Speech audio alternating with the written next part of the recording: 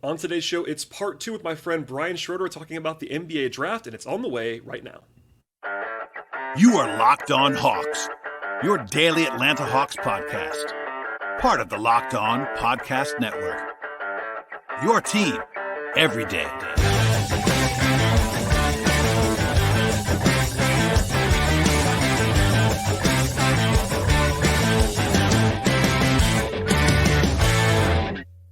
Hello, friends. Welcome to episode 1628 of the Locked On Hawks podcast. I am your host, Brad Rowland, coming to you on a Monday evening into Tuesday. This is part 2. So if you missed part 1 of a conversation with myself and Brian Schroeder about the NBA draft, I recommend starting with part 1. It should be in your podcast platform of choice right now. Again, this is part 2, picking up in the middle of that conversation. So without any further delay, part 1's available. Here's part 2, talking all things draft with myself and Brian. Let's go a little bit further down and talk about some college guys. Yeah. Okay, I'll just ask it this way. Who is your favorite college basketball prospect? Stefan Castle. From UConn. Yes. Not a name people probably know a lot of. I know I've obviously seen him play a lot. He's been injured. A lot of college. He's been hurt. He's just coming back. But, so he's one of those guys in high school. He's so very obviously, he was the Kevin Porter Jr. He went to the Kevin Porter Jr. school of watching James Harden tape, if that makes any sense. Like, there's guys there's guys coming in who very obviously watch one specific guy and take, like, for a while, every 6'8" guy was watching Kevin Durant tape. And like yes. Castle in high school was doing Harden floaters, doing Harden, getting to the rim, taking those hits. He's 230, 6'6", 230, and he is jacked. Like, he is very powerful. But honestly, what he's been at UConn is reminding me so much more of NBA Lonzo Ball. Of like, this guy's guarding up. This guy's guarding 2, 3, 4. He's not a full-time point guard, but he's just like a connecting passer. Shot has been fine. Like, he has looked just really impressive to me, racking up steals. Really looks like an instant, like, Dyson Daniels type. Like, he will play 15 minutes a game. But probably the jump shot, if you could promise me, if you were to show me in like 6 years that he was a 38% three-point shooter, I would take a top 5. Because I think he has that kind of versatility. Well, wasn't that kind of the Dyson thing too? Like, yeah. Can he shoot? And if he can't, he'll still be okay. But if he can, he becomes a monster kind of thing. Yeah. And by that's the way, really where I'm at with Stefan. And I'm just a big fan. I've always been a big fan. 6'6"-ish? Yeah, 6'5", 6'6", 230 at least. Oof, he's cut. I mean, I've liked what I've seen a lot. I've seen him more than most of the guys at the top just because of college basketball stuff. And UConn is not UConn from last year, but they're still talented and good at the college level. And I think he's a candidate for getting some helium late in the process if UConn goes on another run like they did last year. Not that would matter a ton to people like me and you, but he might get more attention if he starts to play on those, I think it will matter more this year because there's no super established college star. Yeah. Yeah, I was going to say, I mean, the guy who was generally seen as maybe that breakout was Isaiah Collier at the college level preseason. He was the guy that was kind of up there with Holland and other guys, and like he's still kind of in that range. Would he be in the next guy or two? He's in the same group, but okay. He's just not been. He hasn't been I don't know. USC's been like a nightmare. Yeah, that's a college thing, but USC has been like disappointingly bad on every level this year. Like they should be really good, especially their guard. Like Boogie Ellis is not a prospect, but he's like 23, 24, and like is a good. They might have 3 first-round picks, and they're like bad. Yeah, it's very. And Jalen Johnson's brother is on the team. Good prospect. Picks. Well, yeah. I want you to guess. So I just did a mock draft on fanspo.com before this, and for 8 I took Stefan Castle for the Hawks, and at 23 I took Kobe Johnson, Jalen's brother, because of course they'd take him there. Yeah, because of, and look, I like Kobe Johnson. I love Kobe. So I had Kobe top 10 before his shooting fell off. So I think he's probably the guy I get asked about the most because of Hawks fans just know he's Jalen's brother. So it's like, hey, Jalen, can we have another Jalen, please? I'm like, yeah, he's not quite Jalen, but like I like him quite a bit. So he is one of the highest and most consistent steal percentage guys in recent history of college basketball. He's 6'6", and he's got like a 4.8 career steal percentage. It's just crazy. That's like Alex Caruso level steal percentage in college. Alex Caruso, Beverly, DeAnthony Melton level like steals, and that always translates. He's 6'6". He's a good secondary ball handler passer, just at a high level, the perimeter defender. He could. For the first 8 games this year, he was shooting at a high level, and then teams kind of made him. They like made him force him to take like off the dribble jumpers, and it's just falling off a cliff. Again. Yeah, and he's just for reference, he's not the physical specimen that Jalen is. He's 3 inches shorter, probably. Yeah, I mean, he's a pretty good athlete, though. No, he is. I'm just saying Jalen was Jalen is a 6'9" freight train super athlete, and he's just not as big as Jalen in a lot of ways. No. Anyway, that's a little sidebar, but he is. I agree with you. He's a first round pick, not probably a top 8-10 guy, but certainly could be in the Hawks range. Let's just say, and it would be very funny if they drafted him in a good way. I think I would enjoy that, especially in light of all the reporting over the weekend that the Hawks are building around Trey and Jalen. It's like, hey, we have 2 untouchables, and now we're going to add another one. Jalen's brother. Drafting somebody's brother is not nepotism if they're like good. If they're good, Kobe is good. Yeah, it'd be different if he was like the 40th pick in the draft and they took him 25, but he should be higher than that. Or if he was somebody's cousin or something, and they gave him a 2-way contract for multiple years, which has happened multiple times. So on Collier, quickly before we move on, because he's a pretty famous college player. What is the book on Collier supposed to be, and what is he actually? Because I know 6'4" lead guard kind of was the thought process. Yeah, he reminded me of Scoot in a lot of ways. The difference has been he is not taking any jumpers. Like he's hitting okay percentage on like spot up threes. He's just like, I don't know, there's something wrong. He's not settling for floaters or 16-footers at all. Like you have to do that. He's just going for high degree of difficulty finishes, and like he's very good at those, but it's just not like. He's getting tricked by defenses way too much. He's not dictating things to defenses. Part of that is that he's sharing point guard duties with Boogie Ellis. And part of it is that they have really legitimately bad bigs. He can create all these open looks at dunk when the guys can't catch a pass 2 feet from the rim and dunk. What are you going to do? But and they have no spacing. It's just been really bad. Like he's had a really bad, about as bad a year as he could have had. And he's still like a positive player, but it's really hurt his candidate. Like, because if you don't shoot at 6'4" and you're a point guard, like Baron Davis shot jumpers, think of like Steve Francis shot jumpers. Like we think of these guys you're better off, especially if that's your game. You're better off shooting them and shooting a poor percentage than not shooting them. Yeah, you have to shoot. Like it's Ben. I mean, it's very different players, but like Ben Simmons didn't shoot. It doesn't matter. It didn't matter about like Markelle Fultz shoots jumpers. Still now in the NBA. Yeah, I mean, and he's not very good at it. He stopped when he like totally had the weirdness, but like once he got back, he's not a good shooter, but he will take them. You have to shoot. That's the thing. Like, and guys that don't shoot at all. This is not the same exact reference, but a guy I like a lot. Trent Forrest plays ball, right? Different. This is not a prospect thing, but Trent Forrest won't shoot. And that holds him back. Like he took a 3 the other day, and I was like, "Oh, Trey took a 3," but like he just won't. And guys just don't get guarded. If you won't shoot, if you're a 5, if you're a 5, you can get away with it. Sure, of course. Or Jericho Sims doesn't have to shoot. Of course not. But if you're a perimeter player that has the ball in their hands, and especially because Collier can shoot, it's not like he can't shoot. Like he's capable. It's confusing. I don't understand it. That is a little bit weird. I still believe in he's got kind of short arms. He's not super young.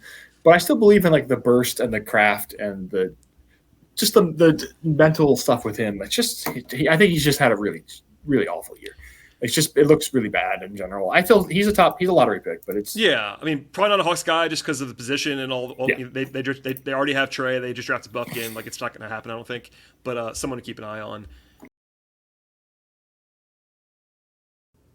Today's show is brought to you by FanDuel Sportsbook, and the NFL season is wrapping up, but the playoffs are here, and there's still time to get on the action with FanDuel, America's #1 sportsbook. And right now, if you're a new customer, get $150 in bonus bets guaranteed when you place a $5 bet at FanDuel. That's $150 in terms of bucks in bonus bets, win or lose. The FanDuel Sportsbook app is so easy to use. There's actually so many different ways to bet at FanDuel as well. They have live same-game parlays. You can make a parlay in the Parlay Hub, and that's the best place to find the popular parlays offered at FanDuel. There's also ways to find things in the new Explore tab at FanDuel, and they have all the old standards like point spreads, over-unders, money lines, player props, future bets, and much more. The app is safe and secure as well, and they cover the entire range of sports that you might be looking for. That includes the NFL, of course, college football, NBA, MLB, WNBA, college basketball, golf, tennis, soccer, auto racing, boxing, MMA. It's all there for you at FanDuel. They have all the angles on the Hawks as well, including a full slate of offerings on each and every game, plus futures, player awards, and much more. And now is an awesome time to sign up with the folks at FanDuel Sportsbook. And the place to go is FanDuel.com/lockedon to make your first bet a layup with FanDuel.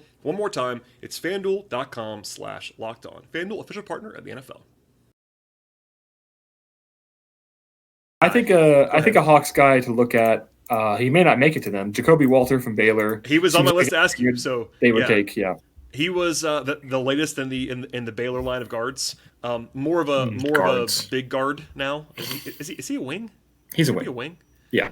Okay. So 6'5" another, Baylor always seems to cheering these guys out. I was not the biggest Keontae George guy. Probably still not, to be honest. He's been pretty good. He's been okay. Yeah, for sure. But what's the book on Walter? Because, like you just said, he might be more of a Hawks fit, and he could be available somewhere in that. He's more of a 3-and-D. I think he's more of a. I don't want to directly compare him to KCP, but I think that's going to be like his role, like a classic 2000s two guard. KCP, which is funny because Danny he's Green. gotten the bump into like the top 5 in some of the mainstream stuff. Yeah, and it's like KCP, Danny Green, Ochai Agbaji is a comparison I actually like. The difference is this is Agbaji if he'd come out as a freshman. Okay. Not 22-year-old senior Agbaji who is fine. And Agbaji's still fine. He's in the NBA. He's the guy that he was supposed to be, basically, at the end. But like Jacoby, so Jacoby, I think he's the guy in a normal draft that he doesn't excite me at all. He doesn't have there's not any big tools plays. There's not a whole lot of like real like superstar pop. But he's 6'5" and he is one of the better shooters in the draft. The defense is good. Like he could probably start in the NBA. And so like top like 6'7", whatever. Like I'm not gonna say it's a bad pick. Yeah. He's the guy who would be late lottery for me most years, maybe even like 17, 18. But there's just this draft is just so barren with like guys who deserve that, like have that real intrigue as like stars. That at a certain point with this guy, it's just like, well, he's probably gonna be good. So and that's being good is helpful. I mean, I was going to ask you earlier, and I held off on purpose. We talked about Kentucky very briefly earlier. They have the two guys that are kind of up there, and Rob Dillingham and Reed Shepard. And Reed Shepard's this crazy story where he was a borderline. He's like a 4-star guy. Yeah, he was a 4-star. Yeah, he's a real prospect. By the way, he's the son of Jeff Shepard, claim to fame for the Hawks. Jeff Shepard played 18 games in the NBA, all for the Hawks, and I remember being at one of them and people chanting for Jeff Shepard. So that's funny. Anyway, like Dillingham, Shepard, Kentucky discussion. I mean, Dillingham's usually higher. I still like DJ Wagner skill set. To be fair, he's just been injured, and he was playing. He had this is a real issue. I need to get better with the draft stuff. People take it like the first 2 weeks are somehow more important, and then the last 2 weeks are the most important weeks. Exactly. And DJ Wagner had the worst first 2 weeks he could have had. Then he had like 4 very, very good games. Then he got hurt, and now he's just coming back. Yep. So it's been a very not the most ideal, and he hasn't. Let's be honest, he has not. He is not 3 years ago, he was the number 1 player in this class. Right. I was gonna say he was very, very. And look, he's DeJuan and Milton, the whole. He will be the first 3rd generation NBA player, which is a cool thing, and I think he still will be there, and like he's a good player. But I think in general, people see Dillingham and Shepard as their 2 top guys now. Dillingham was kind of supposed to be up there more. Shepard is a crazy story. I know our guy Sam Vecini loves Reed Shepard unconditionally. I like him too. He had kind of a weird moment on Saturday. He had a bad foul at the end of the game, but like super skilled guy. Shooting's been absurd. He's having kind of metrically, he's having one of the best freshman seasons of all time. Yeah, he just can't miss a shot, which I think is kind of real. Like he's not going to do this because it's just not possible to do this. But he's a really good shooter. It's just whether he can do it. The idea of putting him in the top 5 to me is contingent on you thinking he's like 50% 3-point shooter in the NBA, which is like, no, he's not. Yeah. But is he a Kirk Heinrich level shooter? He's a first rounder. Oh yes, absolutely. Yeah. Is he a Kirk Heinrich level shooter? Yeah, I think that's probably probably. Then he's probably isn't he bigger than Kirk Heinrich too? Just no, maybe a little bit. No. Kirk is 6'4". Kirk is big. How big is Reed Shepard? 6'2.5", 6'3". Okay, I'm wrong. I had 6'5" in my head. Okay. No, he's 6'2.5", 6'3". If you could convince me that he was a point guard, I'd be a lot higher on him. Yeah, I'm not, but probably not. But I did talk before about having the pop plays and having the Reed has, like I do my draft classes on NBA 2K. Reed is the first guy since Javon Carter I've given 99 hands. He's got Jason Kidd hands, like Alex Caruso hands. Like he has great hands defensively. And that helps when you're a limited athlete and you're 6'2", 6'3", you kind of need to have something like that, a calling card defensively. So he's absolutely an NBA player. I wouldn't take him top like 8. Sure. But like, I don't know if you just I'm thinking more Hawksy because they're not going to be in that range probably either unless something goes crazy wrong. And not the best fit with Trey probably, but like I get it. I think if you're looking for him to be DeAnthony Melton style player, I think that's maybe a better shooter. Although Melton's become a decent shooter, or better shooter, but worse defense. I mean, he's not going to be as good of a defender as DeAnthony Melton. Javon Carter, but just a little juiced up. And Dillingham, by the way, is a point guard, like probably not a Hawks guy because of that reason. But he's had a nice year. Top 10-ish guy in this class, probably. Top 12. Dillingham's talent. Okay, so I said pop plays. Dillingham he's probably the leader in college as far as just like crazy plays because he has. I mean, he's a Kyrie guy. Like he's very obviously a Kyrie guy. He watches Kyrie, he studies Kyrie. He does Kyrie stuff like with the ball in his hands. The real issue I have is he's 6'1", maybe. I'm 6'1". He's probably shorter than I am. And really thin too. Really thin. He's put on some weight though.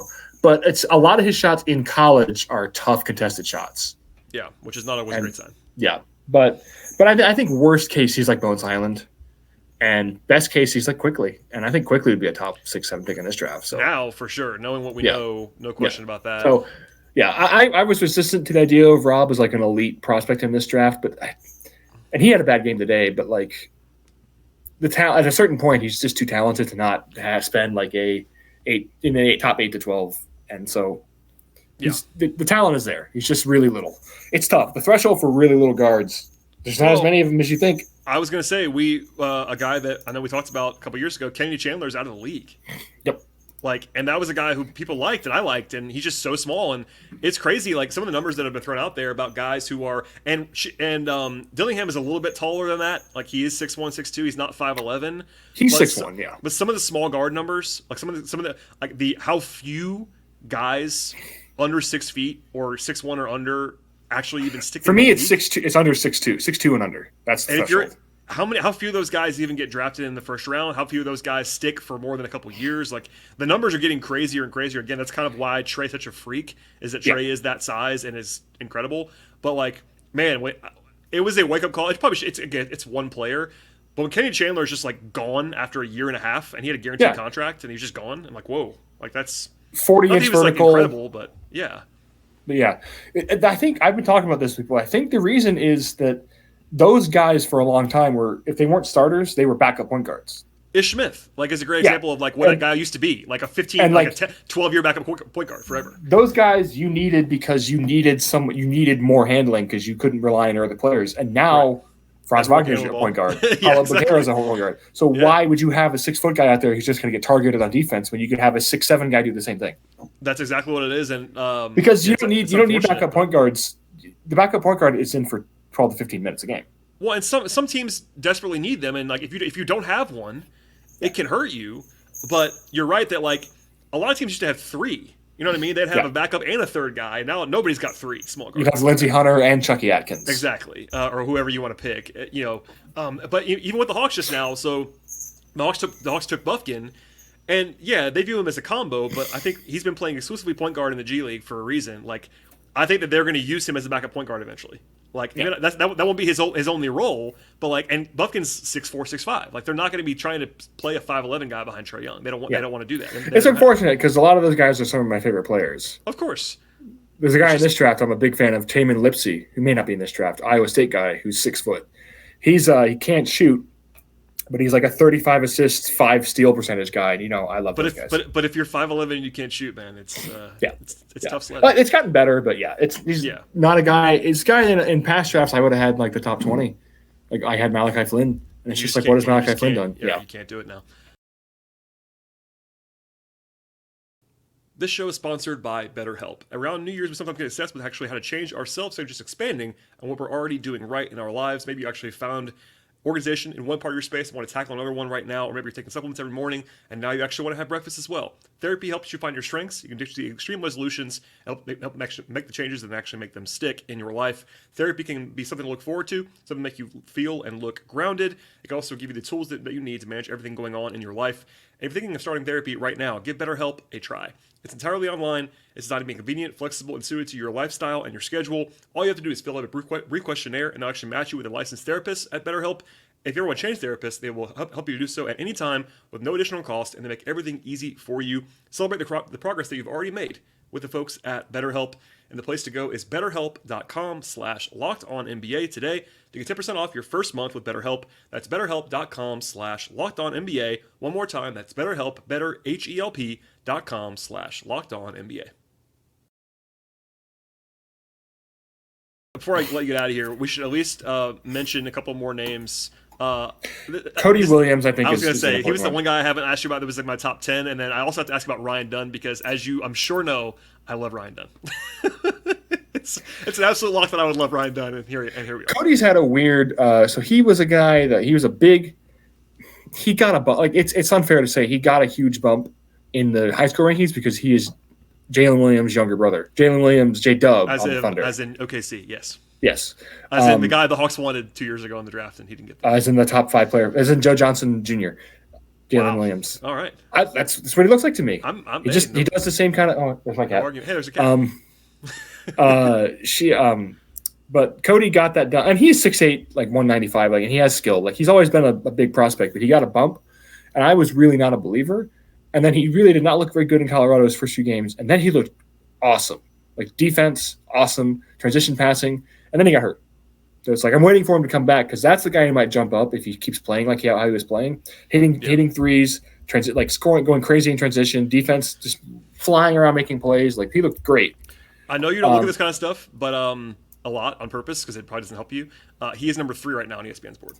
I get it. I get it. Like I feel like he and Reese Shea are guys. Well, a big thing for me, it's kind of why I was really high on Taylor Hendricks, other than just the play, is that you got to look at like what guys our team's going to get in a workout and fall in love with. And like Cody Williams is that guy. Yeah, Reese Shea is that guy. I mean, Joe Alexander was that guy. But you know what I mean? Like, and I feel like NBA teams are better at that now than they used to be. But like that is true. Taylor Williams is that guy. But yeah, it's a good. I can definitely see that, and I've liked what I've seen from him. They were. Unfortunately for Cody Williams, I watched part of that Arizona game. They lost by like 100 the other night. And I watched part of that game. Did he play? I don't think he played. I don't think he played. And I don't think he played. Maybe part of the reason why they didn't, because I turned it on and they were already down by 25, and I was like, I'm gonna not watch this. I don't think Tristan Da Silva played either. There were other. He did not, and they got draft prospects. Yeah. Anyway, main event, of course. Ryan Dunn is built in the lab for me to like. For people that may not know anything about him, he's from Virginia. I'm sure. The worst. Actually, that's not fair. People that don't like DeAndre Hunter are going to get mad that I like Ryan Dunn. They're not the same player by any means, but they're 6'8" guys from Virginia, so that's going to be. This is a Hawks crowd, Brian. It is what it is. But Ryan Dunn is. He's a 6'8" Thibault is the best way to describe him. Yeah, his defense is absurd, and his offense is a giant question mark in the NBA. The thing is, though, if he measures in at 6'9", 220, he's a center. He's like Paul Reed. He might be. He's big. Paul Reed with more perimeter defense would be a very interesting player, and that's what he would be, maybe. Yeah, I can kind of dig that. I mean, he might be a guy that if like he has a couple of good offensive games in the tournament or something like that, he'll get up there. But like, does he still have? I know at one point, I know you track stuff religiously. His stock numbers were just like completely absurd. They dropped a little. He's still getting 1 or 2 a game though of each one. Because wasn't he averaging like 6 stocks a game for the first like month of the season? Some absurd number like that. When I first did my per 36s in like December 12th, December 13th, he was averaging 7.4 stocks per 36, which is insane. Yeah, it's like legitimately unbelievable. Look right now and see what he's at because he's his like ability to rotate. And like he can't. I'm sure everybody probably knows this. He can't really shoot right now. No. He's shooting. Yeah, he's 2 of 8 from 3 this year. He doesn't take them. He doesn't take them. Why take him when you can do dunks? By the way, this is a crazy stat. I wonder. I'm sure you'll have this number eventually. Right now, Ryan Dunn is a projected top 20 pick at the very least on most boards, and Ryan Dunn attempts 5 shots per game. 5 field goal attempts per game. 10.1 block percentage, 4.7 steal percentage. That's nuts. Now, part of that is that Virginia plays still glacially slow, so the numbers are a little bit higher than that on the per 36, which is why you're doing that, which is better. But yeah, it actually makes it even crazier that he does that per 36 and also per game numbers because like they play so slow. They play so slow. Yeah. So anyway, I love Ryan Dunn. I'm not saying it's going to work, but look, for what the Hawks need, Ryan Dunn would be interesting, and he'd be in their range because offensively it may not be great, but they don't need offense. Yeah.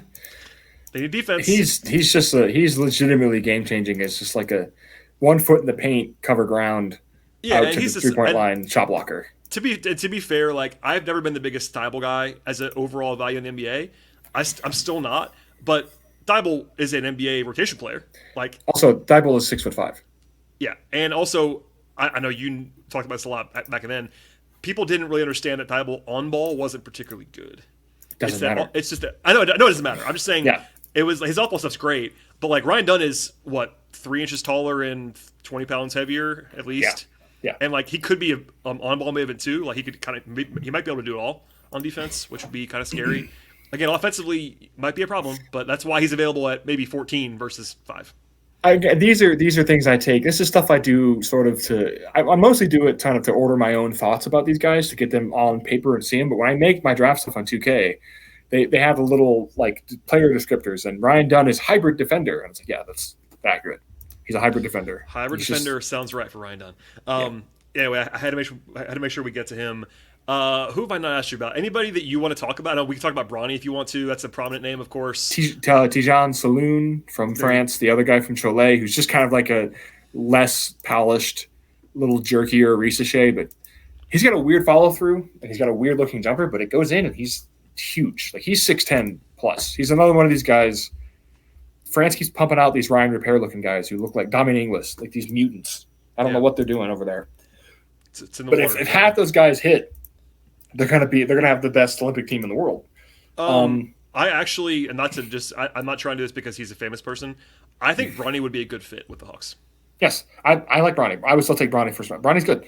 He's been good. He just hasn't played much because he didn't play basketball for we all get the deal there. Months. Yeah, and also, I think that it's hard to divorce Bronny versus the perception of the whole thing. But like Bronny does all the little things. That's the thing about Bronny is like he's a good defender. He passes the ball very well. He knows how to play. Things the Hawks might. He's a very good spot up shooter.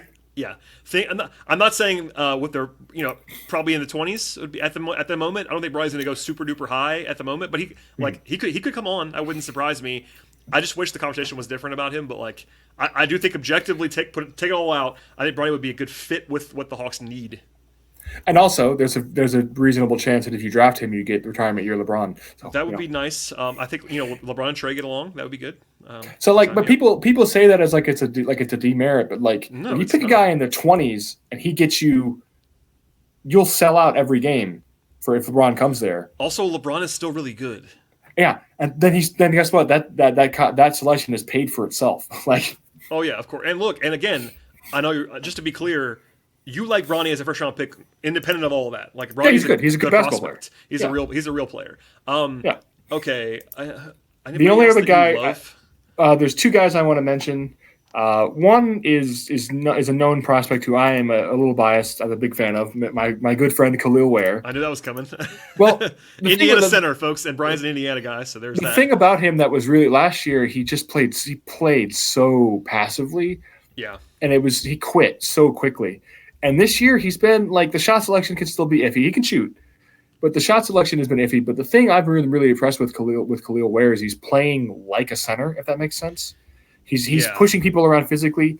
He did a thing that Lively did last year. I was not a big Lively guy coming into the year, but Lively was the only guy who was able to kind of guard Zach Edey straight up.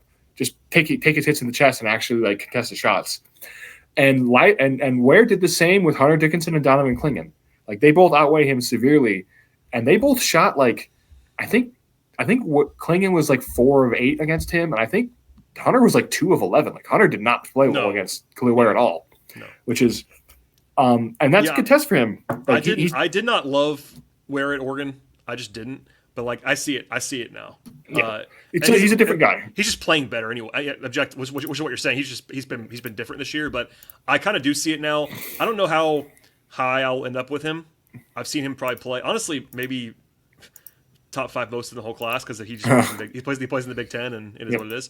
And there's no Michigan guys in this class at all. So unless Doug feels like wasting money and leaving. I like Doug. I kind of like Khalil Ware too. Brian, I shouldn't say not. This is the first time in 3 years the Hawks could draft a center. Mm-hmm. They might actually do that. It wouldn't like totally stun me if they did.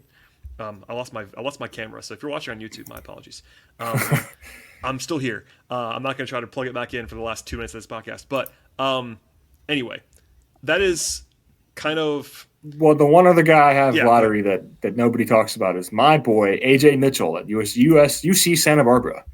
Who I am a huge fan of in this class, in this context. 6'4", 200, and is I don't know where the numbers are now, but 2 or 3 weeks ago, somebody put out a list of, this is a great description of what he is, of self-created field goal attempts at the rim, and he was 3 ahead of anyone else on the list. He is a slasher. Awesome passer. Defense is pretty good. 6'4", he's probably 205, 210. Long arms. Is he Belgian? I forget where he's from. But it's AJAY Mitchell. AJ, one word, Mitchell. UC Santa Barbara. Yeah, let's look this up. I'm a huge fan. There's a lot of big combo guards in this class. Yeah, he's Belgian. Big combo guards in this class, like Trey Alexander from Creighton, AJ, Bronny, all those kind of guys. I've always liked Trey Alexander, and he's not having a great year. He's been fine. I've always liked him. Still a guy that I would take probably, top 35, 40, something like that. Kylan Boswell is one of those guys. Zeke Mayo from South Dakota State. Tyrese Proctor, kind of. And I like AJ the most of all those guys by a huge margin. He's just really fun. He's really physical guard, long arms, really awesome, just like crafty finisher. The pull-up shooting has gotten much better. He's had to do it more. Passing is good. Defense. He just looks like a guy who should be a third guard for somebody, like maybe not Brogdon, but like that kind of like this is your third guard. And third guards have real value. I mean, third guards, if you're good, make real money too. Like those are guys also he's a lefty, so Ooh, I'm biased. That's why you like him in the end. No, I'm kidding. Not as many lefties this year. Yeah, I was going to say there aren't. I was trying to think. As I said that, I was like, "Who's left-handed in this class?" Okay, that's a pretty good rundown. I mean, obviously, I'm going to beg you to come on. Kwame Evans is left-handed. Okay. I think Tyler Kolek is left-handed. Let me look. Yeah, I guess that's right. Tyler Smith at G League Ignite is left-handed. Hunter Dickinson. He does not count. I had to laugh. I'm not picking. I mean, I don't dislike him more than I dislike Zach Edey's NBA draft prospects. I literally was about to ask you because I saw Zach Edey in the lottery in a prominent place this week, and I was like, I don't understand. And look, I like Zach Edey as a college player; he's great. And honestly, I think I like Zach Edey as an NBA player more than you do, but I still don't really see it. Give it a shot. He's a second round pick. That's what he is. Yeah, he's a second round pick. Yeah, and that's fine. I mean, and I think that actually makes sense. And I think that he could be a backup center. I do think that could happen. I just don't. He probably has a better shot at it than Luka Garza does. I agree with that. Just bigger. He's just so bigger. Huge. I mean, that's the thing with not to go down the rabbit hole entirely on Edey, but he's so big that I think he might be able to defend in a way that a lot of this kind of guy just can't. Like Drew Timme could never defend at the NBA level. No chance. It's never happened. No. But Zach Edey, it's obviously going to be drop coverage and like standing under the rim, but like he's so big. I hate the like, oh, he's just big about Zach Edey. It's like, yeah, he's big, but like he's actually very, very good at basketball. He's the ultimate. He's just big. Of course, he's like the ultimate. Who cares though? Like Isaac Haas, and Kofi Coburn all fused together. Yes, but like Edey. The idea, like people thinking it's like a novel concept to be like, oh, if he was only 6'8", he wouldn't be that good. Like, yeah, cool. Like, who cares? He's if not 6'1", he wouldn't be that good. So yeah, it doesn't matter. Anyway, all right, we're off the rails. Thank you for doing this, Brian. Please plug all of what you do. I know you are covering draft things year-round, which is why you're my first call every time we talk about the draft on this podcast. But what's going on? Same stuff I always do. Just, do it again. Patreon.com/BrianJNBA. I'm going to get my capsule board out. That is patrons only for a while, just because it's in work in progress. I don't want to put it out. And also, I want to give people who pay me money a reason to pay me money. I'm planning on doing some little write-ups. I did one about, because there's so few pre-draft guys. I did one about the older guys like Kevin McCullough, Dylan Jones from Weber State, who I like. God, who else was on that? Oso Iguodaro, my son. Oh yeah, just a bunch of guys who are Xavier Tillman types. Like this guy's 22, but he could probably play 15 minutes for you if you want him. So draft him. And yeah, I'm gonna have more stuff about I want to write the other real killer of this class is that for about 3 weeks, there are a bunch of interesting new guys to watch, and I was like, ooh, who's this guy? And then they all kind of fell off a cliff. Like, Bub Carrington stopped hitting 40% from three. Yeah, he's been a little better. There was a lot of buzz about him for about a week, like you just said. I was like, I'd say about 3 weeks. About 3 weeks. Yeah, but it kind of peaked and then it went away. Turns out you have to take. You can't take less than 10% of your shots at the rim, even in college. That's not going to work. No. You got to get to the rim. Yes. But he's also the youngest, and he's the second youngest player in college basketball. he's younger than Holland. I think he's like a September 05 birthday, so he's got time to figure it out. Yeah. He needs to do 2 years. He needs to do 2 years. That's fine. That's okay. I have determined myself to not, especially guards, because I wrote off. Quickly was a guy I kind of wrote off. Quentin Grimes was a guy I kind of wrote off after their first years. Everybody did with Quentin Grimes. He just kind of fell off the earth. They had significantly better years, and I just kind of ignored it. And I'm going to try not to do that as much. That's something I've tried to be better at. If a guy, like almost saying like I wiped the slate clean for all the returners. Like if a guy was horrible as a freshman, comes back and starts playing well, I'm not going to, well, he played bad last year. Podziemski is kind of like that. Yeah. It's probably good to have a fresh start. And like there's this conversation that's happening all the time, and we'll get out of here, I promise, about like, there's age. And then there's this whole narrative about 4-year guys now. Again, it's kind of making the rounds like that's like impossible to be a 4-year guy. So like when somebody actually does it, it's like this is the first time there's been a 4-year. Like no, like 4-year guys work sometimes. Yeah, it's okay. Yeah. Age still matters, but like it doesn't mean also, you can't get better. Year matters more than age because like I don't want to be a guy who shits on Brandon Miller all the time because he's good. he's been pretty good. But like the thing with him, people talking about him like a latent superstar. He's what is he like 13 months older than Patrick Williams or younger than Patrick Williams? Who's a 5th-year guy or whatever. He's about to get $130 million. Oh Lord. And Brian's a Bulls fan, folks. All right, let's get out of here. I'm gonna let you go. Thank you for doing this, my friend. I appreciate it. We always go longer than I tell you that we're going to. So thank you. I know. I expect it. As for everybody else, please subscribe to the podcast. Check out Brian's work at Patreon in particular. I'm a patron there. You should be as well. And we'll see you all next time.